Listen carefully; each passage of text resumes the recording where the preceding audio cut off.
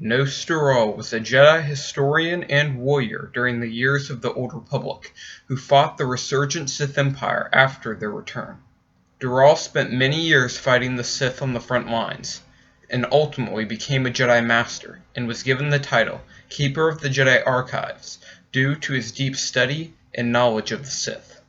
Towards the later years of the war, Gnost Dural and the Republic agent Theron Shan were tasked with destroying the Ascendant Spear, which was a massive warship controlled by his fallen apprentice, Darth Carid. After confronting Darth Carid and her two apprentices, he was captured.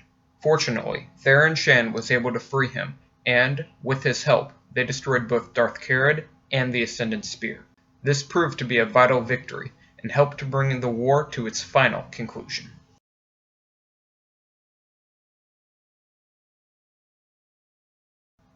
Qui-Gon Jinn was a member of the Jedi Order in the years preceding the Clone Wars. He was well known for his common disagreements with the Jedi Council. However, he was also highly respected both for being a skilled duelist and for his deep understanding of the living Force. Qui-Gon Jinn did many missions for the Jedi Order in his life. He also trained 3 apprentices. However, the second, Xanatos, fell to the dark side and was ultimately defeated by Qui-Gon Jinn alongside his new apprentice, Obi-Wan Kenobi. Unfortunately, Qui-Gon Jinn and Obi-Wan Kenobi were sent to solve the Naboo crisis, where, when they attempted to escape the planet with the Queen, their ship was damaged, forcing them to land on the desert world of Tatooine. There, Qui-Gon Jinn found the young Anakin Skywalker, whom he suspected to be the chosen one of prophecy. After gaining the parts they needed to repair their ship, and freeing Anakin from slavery so that he could return with them to the Jedi Temple, Jinn was ambushed by the Sith assassin, Darth Maul. Soon after arriving at Coruscant, Qui-Gon Jinn and his apprentice were sent back to Naboo to protect the Queen. Unfortunately, there they both faced Darth Maul again. Although Obi-Wan did defeat Maul, Qui-Gon Jinn was killed by the young Sith. His last request was that Obi-Wan would take Anakin Skywalker as his apprentice to train him as a Jedi. However, Qui-Gon Jinn was able to survive his physical death and become a Force spirit.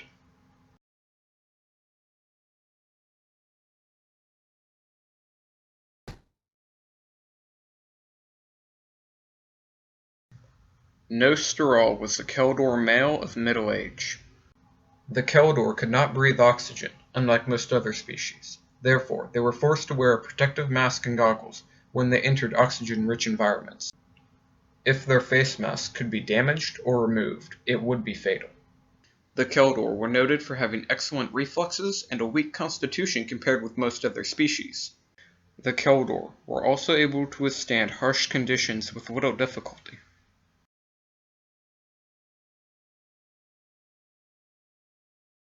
Qui-Gon Jinn was a human male of 60 years of age at the time of his death. He was well built with considerable strength and speed. Despite his lacking endurance, he could hold down an intense lightsaber duel for a relatively long period of time before tiring. Although he wasn't in his physical prime, he was still in good shape for his age.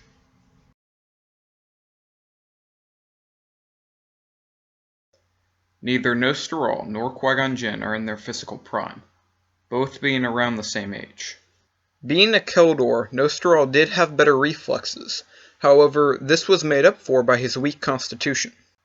Although Qui-Gon Jinn has demonstrated significant speed, strength, and agility, it's been nothing more than the common traits displayed among his species. In a purely physical sense, they are equivalent. However, Gnost Dural's breath mask poses serious weaknesses that, if exploited, could easily lead to his death. Therefore, I give Qui-Gon Jinn the physical edge.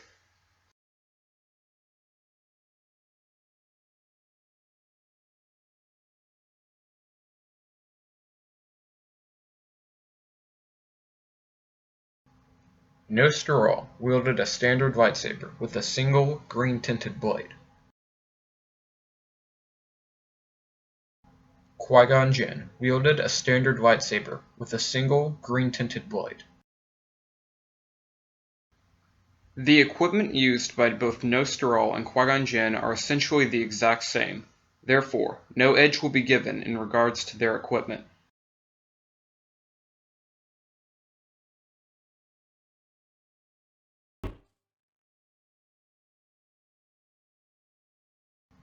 Gnost-Dural was a Jedi consular, meaning that he spent most of his time perfecting his Force abilities rather than his lightsaber skills. However, he was still an experienced lightsaber duelist, having been fighting the Sith ever since their return. Even his fallen apprentice, Darth Carid, commented on his impressive reputation as a warrior. Dural is a versatile and knowledgeable duelist, whose chosen forms of combat are Surisu, Ataru, Djemso, Nyman, and Juya. Surisu was an entirely defensive form, based around tight and efficient movements to defend yourself without wasting energy. Ataru is an aggressive form, based around acrobatic and flamboyant blade work. It also had training in unarmed combat principles. Djemso was a strength-oriented lightsaber form, which focused on defense with immediate counters. Nyman was a form, based around moderation over power. It also heavily emphasized integrating Force abilities into lightsaber sequences. Juya was an entirely aggressive lightsaber form, based around drawing from your emotions to create a chaotic and overwhelming series of attacks. On the defense, Gnost-Dural has proven himself capable of performing Surisu perfectly, defending himself even whenever he was getting double-teamed by Lord Ku'uks and Lord Ordees, two fully-fledged Sith Lords, for an extended period of time. His implementation of Ataru can be seen when he used a hit-and-run style of attack against Darth Carid's apprentices, keeping them off balance. And in his unarmed combat skills, using a quick leg sweep at the end of a series of attacks to send Darth Carid falling to the floor. Dural would rely on Djemso to improve his offensive capability, even when under constant attack, keeping an offensive initiative while not losing ground defensively. He would primarily use Nyman's training and integrating Force abilities into lightsaber sequences to give him more options and avenues of attack. He would use Juya to quickly and effectively eliminate lone opponents. Dural's tactical standpoint takes all the skills from all the lightsaber forms that he uses and employs them, each for a specific circumstance to achieve an end goal. Dural also clearly observes how his opponents fight and tries to use this to his advantage. For example, he was able to play the two Sith Lords off each other, forcing them to collide. However, Dural was not a truly masterful duelist. He was defeated by Darth Carid and her two apprentices, none of which were particularly skilled duelists, although Carid did have considerable power in the Force. But his defeat was forced by physical exhaustion. Also, the battle took place inside the Ascendant Spear, which was a dark side Force nexus, which made Dural feel physically ill and made it more difficult to draw upon the light side of the Force. This also gave Carid and her apprentices an external source of dark side energy to draw upon, making them much more powerful than they would otherwise be. This makes it difficult to judge just how capable a duelist Dural really is. On the whole, while Dural might not be the most refined or powerful duelist, he is still quite a skilled duelist and can hold his own in any fight.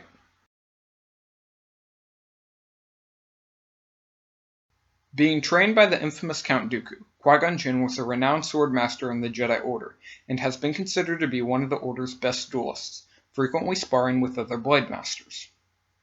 Qui-Gon Jinn specialized in the Ataru form. Ataru was an aggressive form, based around acrobatic and flamboyant blade work. However, Qui-Gon Jinn was no traditional Ataru master.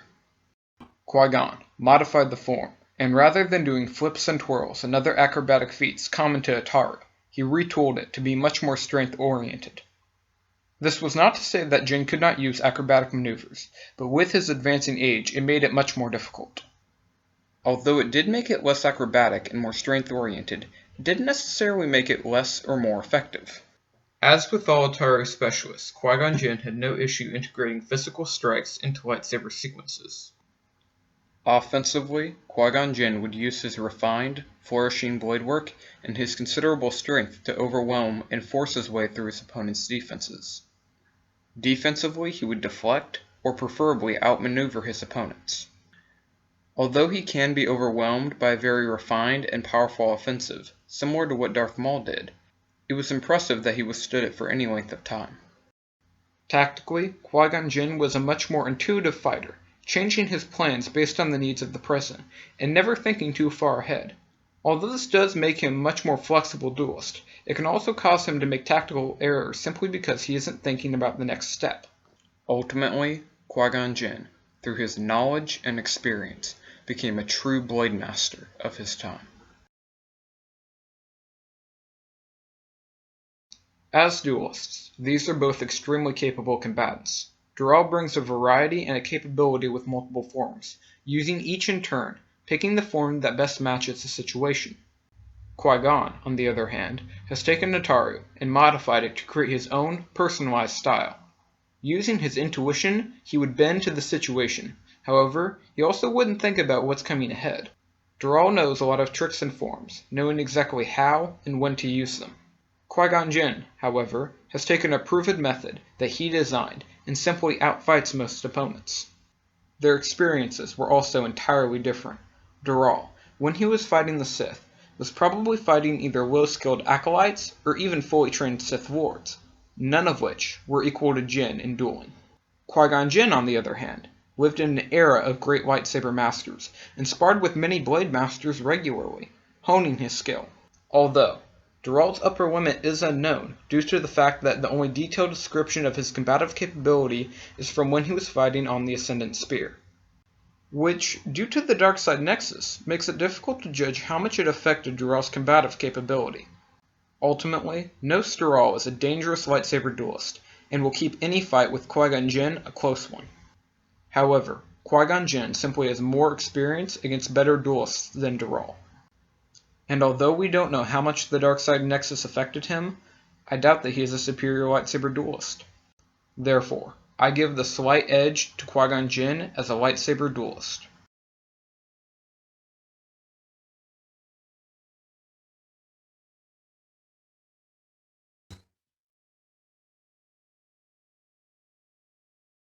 Gnost Dural was a skilled and powerful force wielder. He used physical augmentation to improve his physical strength, speed, and agility. His reflexes through physical augmentation were honed to a level where he was even able to dodge force lightning.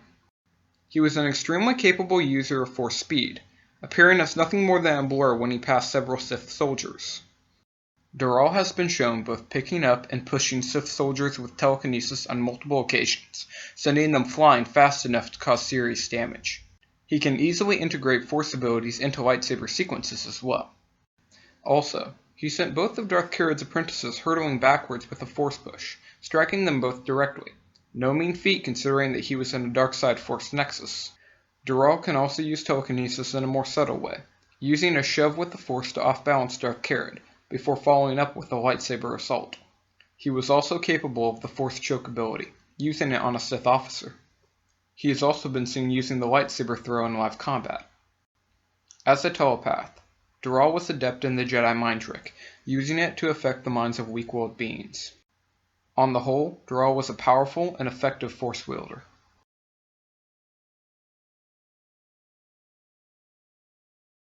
Qui-Gon Jinn had a deep understanding and appreciation for the living force.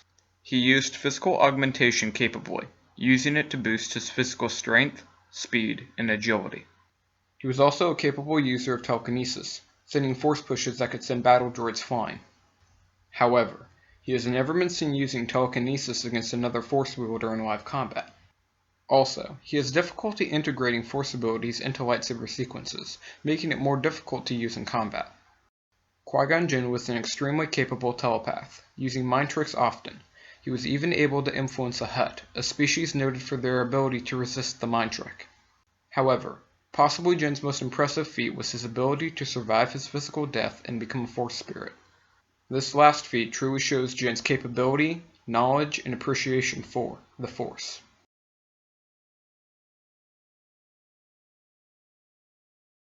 Both Gnost Dural and Qui-Gon Jinn are capable force wielders. They are both capable of using physical augmentation to improve their physical viability, although it seems that Dural is more refined in his use of this ability. Telekinetically, they are both competent. However, Dural is not only better integrating them into lightsaber sequences, but has also shown more magnitude, even using telekinesis when inside a dark side force nexus against other force wielders. Not to mention a willingness to use telekinesis against other force wielders in live combat. Although Qui-Gon Jinn is clearly the superior telepath, it would be ineffective against most all trained Force wielders, taught to resist it. Although Qui-Gon Jinn's ability to become a Force ghost is impressive, it doesn't help him in a combative situation. Although both of these individuals are capable Force wielders, it is clear who is more viable in combat. Dural simply outperforms and outclasses Jinn as a Force wielder. Dural gets the Force ability edge.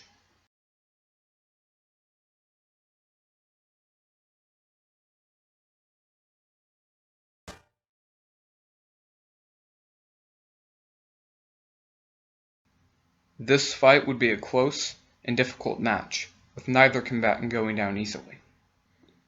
Let's say the fight took place inside the Jedi Temple after the Sith sacking preceding the Treaty of Coruscant. Here is how I think the fight would play out. It would begin as a pure lightsaber duel. Qui-Gon Jinn would take an offensive role, hammering Gnost Dural with his personalized Atari.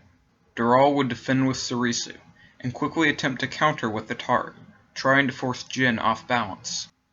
However, Qui-Gon Jinn's own knowledge of Atari would allow him to bat away the assault, and once again take the offensive initiative.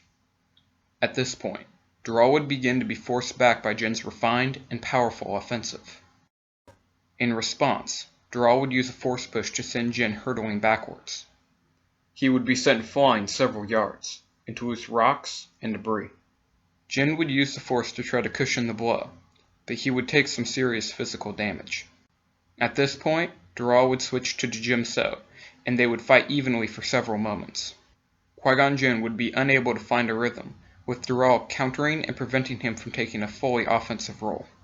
Dural and Jinn would exchange powerful blows, both being unable to gain the upper hand. Dural would use a small shove with the force to try to force Jinn off balance, and then he would launch into a Juya offense. Qui-Gon Jinn would once again defend, however, he would be forced back slowly. Then Gnost Dural would use one last force push to send Qui-Gon Jinn hurtling into a pillar.